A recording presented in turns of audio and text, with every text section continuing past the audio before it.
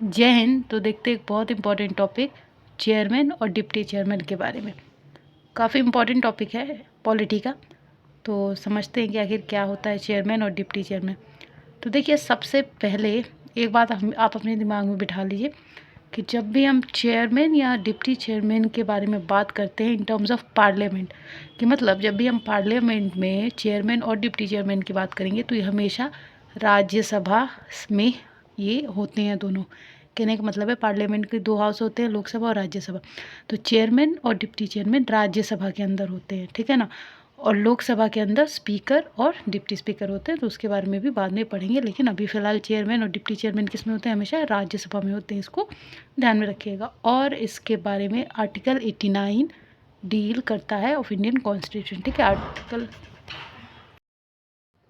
तो चेयरमैन जो होते हैं वो उनकी जगह पे किसको इलेक्ट किया जाता है? मतलब जो चेयरमैन होते हैं राज्यसभा के अंदर वो कौन होते हैं? तो जो वाइस प्रेसिडेंट ऑफ इंडिया होते हैं वही चेयरमैन की पोस्ट पे इलेक्ट किए जाते हैं, ठीक है ना। और क्योंकि अब ये जो राज्यसभा के मेंबर नहीं होते, ये जो हमारे पार्लियामेंट के मेंबर नहीं होते वाइस प्रेसिडेंट, इसीलिए इनको चेयरमैन की पद्धति पे इलेक्ट किया जाता है। और मान लीजिए कि अगर ये उस पार्लियामेंट के मेंबर भी होते तो फिर लोग इनकी बात उतनी क्यों मानते? क्योंकि वो उसी राज्यसभा, ये जो पार्लियामेंट के अंदर ही तो ये दो हाउस आते हैं ना, लोकसभा और राज्यसभा। तो अगर वाइस प्रेसिडेंट राज्यसभा के मेंबर होते, अब मान लीजिए कि आपके घर में अब आपके बहनें और भाई हैं, ठीक है, और एक आपके पेरेंट्स हैं, तो जितना आप अपने मम्मी पापा से डरेंगे उतना आप अपने भाई बहन से नहीं डरेंगे, क्योंकि वो आपके सिबलिंग हैं, ऑलमोस्ट सेम एज के होते हैं।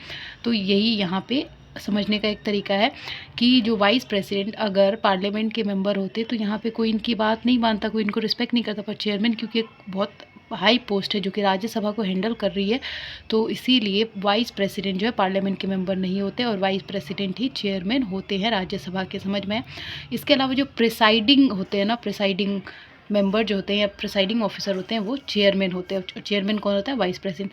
तो ये जो प्रिसाइडिंग होते हैं इनके पास बहुत ज़्यादा पावर होती है। मतलब इन्होंने, जैसे हम कहते हैं ना कि जो बोल दिया वो पत्थर की लकीर टाइप्स। हाँ, थोड़े बहुत अगर ये गलत बोल रहे हैं तो कॉन्स्टिट्यूशन बेसिस पे इसको चेंजेस कर सकते हैं, लेकिन ऑलमोस्ट मतलब ये जो भी डिसीजन लेते हैं उसको सबको मानना ही पड़ता है, उससे सबको अग्री करना पड़ता है, क्योंकि गलत तो डिसीजन लेंगे नहीं, है ना। कानूनी चीज़ों पे, कॉन्स्टिट्यूशन चीज़ों पे तो सही डिसीजन लेते हैं। और उसको मतलब कहने का मतलब है कि जो भी ये प्रिसाइडिंग ऑफिसर जो भी डिसीजन करते हैं वो सभी को मानना ही पड़ता है। इसके अलावा जैसे राज्यसभा के अंदर 245 सीट्स होती हैं, सबको पता है। तो मान लीजिए कि जब चेयरमैन किसी कारण से अपने ऑफिस में नहीं है, या डेथ हो गई, या रेजिग्नेशन दे दिया, या उनको निकाल दिया गया, तो उस सिचुएशन में जाहिर सी बात है कि जब चेयरमैन नहीं होंगे तो उनका रोल कौन करेगा? डिप्टी चेयरमैन करेंगे, है ना। तो जब चेयरमैन नहीं होते तो डिप्टी चेयरमैन करता है। अब मान लीजिए कि कुछ ऐसे भी तो सिचुएशन आ सकती है जब चेयरमैन भी नहीं है और डिप्टी चेयरमैन भी नहीं है, तो उस टाइम पे कौन संभालेगा?